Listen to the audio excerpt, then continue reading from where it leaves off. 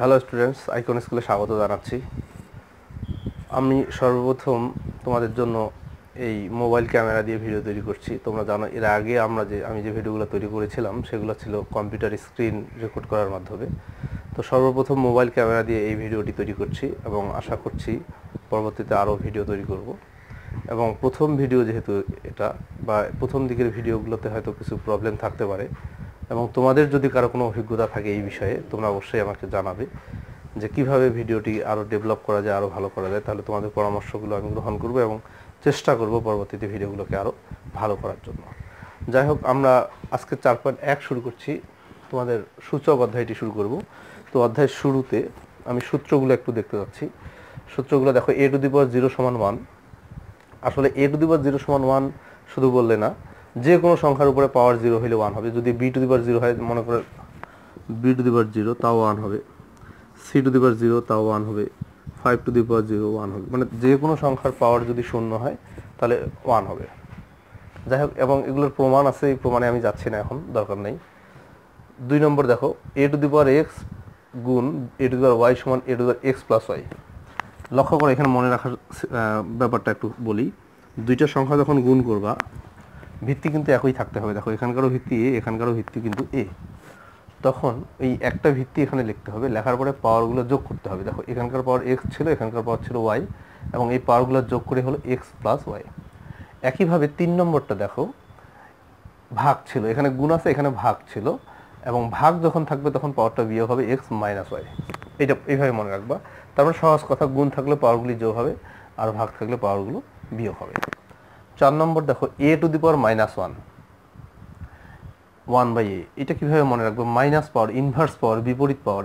এর জন্য কি করতে হবে? মাইনাস থাকলে, যখন কোনো পাওয়ার মাইনাস থাকবে, উপরে একটা 1 লিখতে হবে, আর বাকি যা আছে এগুলো সব নিচে আসবে, এটা নিচে চলে আসবে। এখানে দেখো, a to the power minus x, এক্ষেত্রেও একই ব্যাপার, উপরে যাবে 1, আর a to the power x মানে মাইনাসের জন্য উপরে একটা 1 গেল, আর নিচে বাকি যা কিছু আছে সব নিচে আসবে, মানে a to the power x আছে, এটা নিচে চলে আসলো। যাই হোক, এই সূত্রগুলো নিয়ে আমার এখন বেশি কিছু বলার দরকার নেই। তোমরা সূত্রগুলো লিখে নিবা, তোমাদের বইয়েও আছে, এগুলো তোমরা লিখে নিবা। তো আমি এই ভিডিওতে তোমাদের প্রথম 7টা অঙ্ক, 4.1-এর প্রথম 7টা অঙ্ক সলভ করব। আমি ব্ল্যাকবোর্ডে অলরেডি 5টা অঙ্ক লিখে রাখছি, এই 5টাও সলভ করব উইথ এর সঙ্গে পরে আরও 2টা সলভ করে এই পুরো ভিডিওটাতে 7টা অঙ্ক থাকবে, এবং অধ্যায়ের বাকি অঙ্কগুলো পরবর্তী ভিডিওতে আমি সিরিয়ালি করে দিব। তো দেখো, 1 নম্বরটা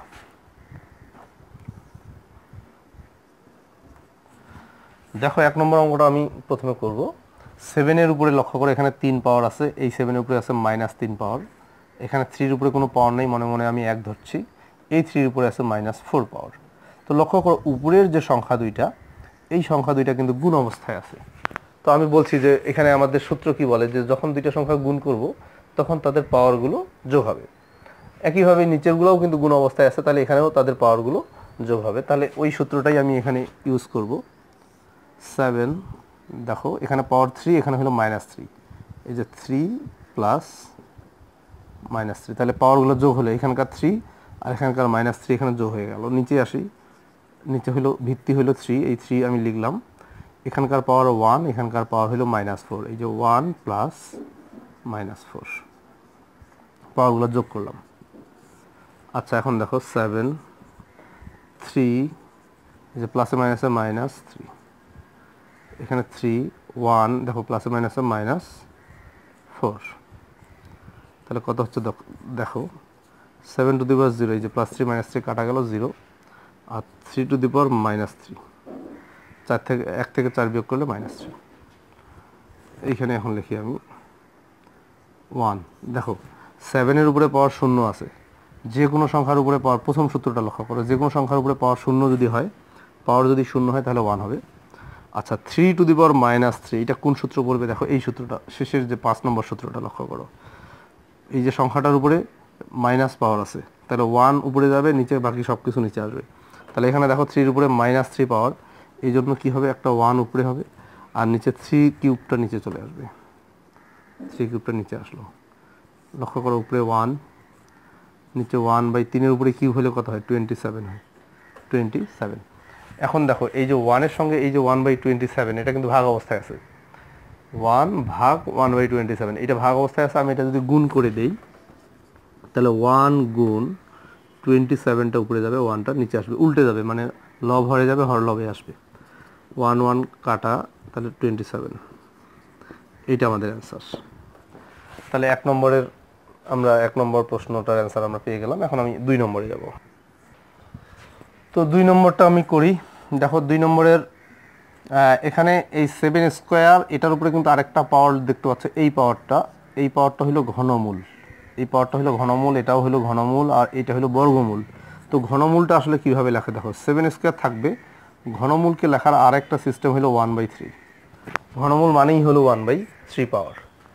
আবার এখানেও ঘনমূল আছে, এখানেও তাহলে 7-এর উপরে পাওয়ার হবে 1/3। নিচে বর্গমূলকে লেখা হয় 1/2, এইভাবে। তাহলে ঘনমূল মানে হলো পাওয়ার 1/3, ঘনমূল মানে 1/3, আর বর্গমূল মানে হলো 1/2। তো এখন 7, এখন এই যে 7-এর উপরে পাওয়ার 2 আছে, তার উপরে আবার 1/3 আছে, এই পাওয়ারটার সঙ্গে এই পাওয়ারটা কিন্তু গুণ হবে। একটা সংখ্যার উপরে যখন পাওয়ার থাকবে, সেই পাওয়ারের উপরে আবার পাওয়ার থাকবে, তখন মনে রাখবা এই পাওয়ার 2টা কিন্তু গুণ হবে, মানে 2-এর সঙ্গে 1/3 গুণ হবে। আমি গুণটা দেখাই দিচ্ছি, 2-এর সঙ্গে গুণ হবে 1/3, তাহলে গুণ করলে কত হয়, 2 × 2, নিচে হলো 3, মানে 2/3 হচ্ছে।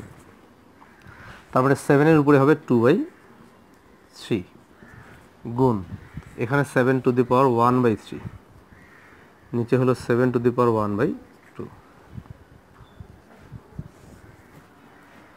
তাহলে এখন দেখো এই 7 আর এই 7 এখানে কি অবস্থায় আছে, গুণ অবস্থায় আছে, তাহলে পাওয়ারগুলো যোগ হবে। তাহলে 7 টু দি পাওয়ার 2/3 যোগ 1/3, আর নিচে কিন্তু আছে 7 টু দি পাওয়ার হাফ। তাহলে দেখো 7 উপরে 7, এখানে 2/3 আর 1/3, 3 লসাগু, পাওয়ারগুলো যোগ করব আমি, 3 লসাগু, তাহলে এখানে থাকবে 2, এখানে থাকবে 1, 2 + 1, নিচে 7 টু দি পাওয়ার হাফ। তাহলে 7-এর উপরে দেখো 2 এর আগে কত, 3, 3/3, আর 7 টু দি পাওয়ার হাফ। এই 3 আর 3 কাটা, তাহলে উপরে থাকতেছে শুধু 7, আর নিচে থাকতেছে 7 টু দি পাওয়ার হাফ। আচ্ছা, এখানে পাওয়ার আমরা 1 ধরতে পারি। এখন দেখো এইটা আর এটা কি অবস্থায় আছে, ভাগ অবস্থায় আছে, তাহলে কি হবে, পাওয়ারগুলো বিয়োগ হবে। আমি এখানে করব, দেখো উপরেরটার পাওয়ার 1, নিচেরটার পাওয়ার হলো হাফ, তাহলে এখানে পাওয়ার 1 - হাফ, এখানে ভাগ অবস্থায় থাকার কারণে কিন্তু বিয়োগ হলো। তাহলে এইখানে আমি বিয়োগ করি, 2 লসাগু, 2 দিয়ে 1কে গুণ করলে 2 হয়, 2 বিয়োগ 1, তাহলে 2 থেকে 1 বিয়োগ করলে 1, 1/2। দেখো 7-এর উপরে পাওয়ার হাফ, তো পাওয়ার হাফ থাকলে আমি এইভাবে লিখতে পারি, √7। এইটা হলো অ্যান্সার। তারপরে আমাদের 2 নম্বরটা হয়ে গেল। এখন আমরা 3 নম্বরে যাব। 3 নম্বর অঙ্কটা আমি শুরু করছি। দেখো খুবই সহজ অঙ্ক এটা। 2-এর উপরে পাওয়ার -1 মানে 1/2, 5-এর উপরে পাওয়ার -1 আছে, এখানে 1/5 -1। এখানে আমি লসাগু করি, 5 আর 2 এর লসাগু হলো 10, 2 দিয়ে 10কে ভাগ করলে 5 হবে, 5 দিয়ে 1কে গুণ করলে 5, 5 দিয়ে 10কে ভাগ করলে 2, 2 দিয়ে 1কে গুণ করলে 2, -1, 5 আর 2 7, 7/10 -1। লক্ষ্য করো এখানে কিন্তু পুরো সংখ্যাটার উপরে পাওয়ার আছে -1, 7/10 পুরোটার উপরে পাওয়ার -1। তাহলে কি হবে, এটা সূত্র হলো যে সংখ্যাটার উপরে পাওয়ার মাইনাস থাকবে, 1 সেই সংখ্যাটা নিচে চলে আসবে, উপরে 1 হবে এবং পুরো সংখ্যাটা নিচে আসবে। এখন লক্ষ্য করো 1-এর সঙ্গে এটা কি অবস্থায় আছে, ভাগ অবস্থায় আছে, তাহলে গুণ করে দিচ্ছি, গুণ করলে উল্টে যাবে, 7 10 উপরে যাবে, 7 নিচে আসবে, তাহলে 10 আর 1 গুণ করলে 10, নিচে হলো 7। এইটা অ্যান্সার। 3 নম্বর হইলো। এখন আমি 4 নম্বরে যাব। দেখো আমি 4 নম্বর অঙ্কটা তুলছি এবার। 4 নম্বর অঙ্কটা একটু দেখে নাও। এখানে এর উপরে পাওয়ার -1 আছে, বির উপরে -1 আছে, এবং পুরো সংখ্যাটার উপরে কিন্তু আরেকটা -1 পাওয়ার আছে। তো কি 2a টু দি পাওয়ার -1, এই পাওয়ারটা কিন্তু 2-র উপরে না, শুধু এর উপরে, তাহলে 1/a। 3, এখানেও পাওয়ারটা শুধু বির উপরে আছে, 1/b -1। 2 দিয়ে 1কে গুণ করলে 2 হয়, নিচে a, 3 দিয়ে 1কে গুণ করলে 3, নিচে হলো b -1। a আর b এর লসাগু হলো ab, a দিয়ে যদি আমি ab কে ভাগ করি b হবে, b দিয়ে 2কে গুণ করলে 2b, বি দিয়ে এবি কে ভাগ করলে এ হবে, এ দিয়ে 3 কে গুণ করলে 3a -1। এখন লক্ষ্য করে এই পুরো সংখ্যাটার উপরে পাওয়ার -1, তার মানে হলো 1 উপরে হবে আর পুরো সংখ্যাটা নিচে চলে আসবে, 2b প্লাস 3a/ab, এটা পুরোটা নিচে চলে আসলো। এখন আমি এখানে যাই, 1 এর সঙ্গে এটা ভাগ অবস্থায় আছে, গুণ করে দিব, 1 গুণ abটা উপরে চলে যাবে, 2b প্লাস 3 এটা নিচে আসবে, 1 দিয়ে ab কে গুণ করলে ab, নিচে এটা একটু সাজাই নেব, 3 এটাকে সামনে নেব, 2bটাকে পিছনে নেব, এটা অ্যান্সার। তাহলে আমাদের 4 নম্বর হয়ে গেল। এখন আমরা 5 নম্বরটা করব। দেখো 5 নম্বর অঙ্কটা আমি তুলছি। এখানে ভিতরে যা আছে সবটার উপরে পাওয়ার কিন্তু এখানে 2 আছে, এখানে পুরোটার উপরে হোল স্কয়ার, তাই না? এই পাওয়ার 2 কিন্তু সবগুলোর উপরে আছে, তাহলে আমি এই সবগুলোর উপরে আগে পাওয়ারটা দিয়ে দিচ্ছি। 2 এর উপরে পাওয়ার 2 আছে, তার উপরে আবার 2, তার মানে a টু দি পাওয়ার 4। বির উপরে পাওয়ার হলো -1, -1 দিয়ে এই 2 কে গুণ করলে b টু দি পাওয়ার -2 হবে। এর উপরে দেখো -2 আছে, এখানে -2 দিয়ে এই 2 কে গুণ করলে a টু দি পাওয়ার -4। বির উপরে এখানে কিছু নাই, তার মানে এই স্কয়ারটাই হবে b স্কয়ার। তার মানে এই যে হোল স্কয়ারটা দেখতে পাচ্ছ, এই হোল স্কয়ারটার কাজ আমি করলাম, তা এটা সম্পূর্ণটার উপরে ছিল জন্য আমি সম্পূর্ণটার উপরে ওই পাওয়ারটা গুণ করে দিলাম। এখন দেখো এর হিসাব করো, এই যে a আর এই যে a, মানে এখানকারও ভিত্তি a, এখানকারও ভিত্তি a, এবং এই সংখ্যা দুইটা কিন্তু ভাগ অবস্থায় আছে। লক্ষ্য করো, এই a টু দি পাওয়ার 4টা উপরে আছে আর এটা নিচে আছে। তো ভাগ অবস্থায় থাকলে আমরা কি জানি যে ভাগ অবস্থায় থাকলে পাওয়ারগুলো বিয়োগ হয়, তাহলে এখানে আমাদের পাওয়ারগুলো বিয়োগ হবে। দেখো কিভাবে হবে, a to the power 4 minus -4। আমি আবার বলছি, এই যে a টু দি পাওয়ার 4, এইখানকার পাওয়ার ছিল 4, এটা 4টা এখানে আসলো, আর এই -4টা এখানে বিয়োগ হয়ে গেল। এটা ভাগ অবস্থায় থাকার কারণেই কিন্তু এই জায়গায় মাইনাস চিহ্নটা আসছে। ইনটু, লক্ষ্য করো এখানে b টু দি পাওয়ার -2, এখানে b টু দি পাওয়ার 2, মানে b স্কয়ার, তাহলে এরাও কিন্তু ভাগ অবস্থায় আছে, তাহলে এখানকারও পাওয়ারগুলো বিয়োগ হবে। b টু দি পাওয়ার, প্রথমে উপরের যে পাওয়ারটা আছে সেটা প্রথমে লিখতে হবে, -2, তারপরে -2, b টু দি পাওয়ার এই যে -2 আর এই যে -2, নিচের পাওয়ারটা বিয়োগ হয়ে গেল। আচ্ছা, তাহলে কি হচ্ছে দেখো, 4 প্লাস 4, এই যে মাইনাস মাইনাসে প্লাস, এখানে কিন্তু -4, তাহলে কত হচ্ছে, a টু দি পাওয়ার 8 হচ্ছে, 4 দুগুণ 8, আর b টু দি পাওয়ার -4। এইভাবে রাখলেও অ্যান্সার হবে, কিন্তু না, এইভাবে রাখবো না, আর একটু কাজ করব, সেটা হলো a টু দি পাওয়ার 8, দেখো b টু দি পাওয়ার -4 আছে, এটা মানে হলো 1/b টু দি পাওয়ার 4, এটা এইভাবে লেখা যায়। তাহলে উপরে হচ্ছে কত, গুণ করে দেই, a টু দি পাওয়ার 8, নিচে হলো b টু দি পাওয়ার 4, এইটা অ্যান্সার। তাহলে আমাদের 5 নম্বর হয়ে গেল। এখন আমি 6 নম্বরটা করব। দেখো 6 নম্বর অঙ্কটা তুলছি, অনেক সহজ অঙ্ক এটা। দেখো x এর উপরে পাওয়ার -1 আছে, তার মানে এটা হলো 1/x into y, y to the power -1 1/y into z, z to the power -1 মানে 1/z ইন্টু x। খুবই সহজ। দেখো সবগুলোর উপরেই কিন্তু বর্গমূল আছে, এগুলো সবগুলোই কিন্তু বর্গমূলের ভিতরে আছে এবং এগুলো গুণ অবস্থায় আছে। তো এইভাবে থাকলে কি করতে পারি, আমি একটা বড় করে বর্গমূল দিচ্ছি, দিয়ে সবগুলা লিখতেছি 1/z x, একটা বর্গমূলের ভিতরে সবাইকে নিয়ে আসলাম। লক্ষ্য করে এখানে কাটাকাটি যাবে, এই এক্সটা নিচের সংখ্যা, এই এক্সটা উপরের সংখ্যা, কাটা গেল, y উপরে, এই y নিচে কাটা গেল, এই z উপরে, এই z নিচে কাটা গেল। তাহলে কি থাকলো উপরে, 1 1 1, গুণ করলে 1 হবে, তাহলে 1 এর বর্গমূল করলে কত হয়, 1 হয়, এটা অ্যান্সার।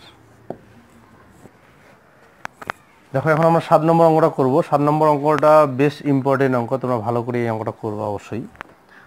দেখো এখানে আছে 2 two the power n plus 4, তো এইখানে যে কাজটা আমি করব, এই সূত্রটা লক্ষ্য করো। সূত্রটা হলো এরকম যে a to the power x গুণ a to the power y সমান a to the power x plus y। তার মানে সূত্রটা এরকম যে যখন দুইটা সংখ্যা আমরা গুণ করব, তাদের ভিত্তি একই আছে, পাওয়ারগুলো ভিন্ন আছে, তখন কি হয়, একটা ভিত্তি লিখতে হয় এবং পাওয়ারগুলো যোগ করে দিতে হয়।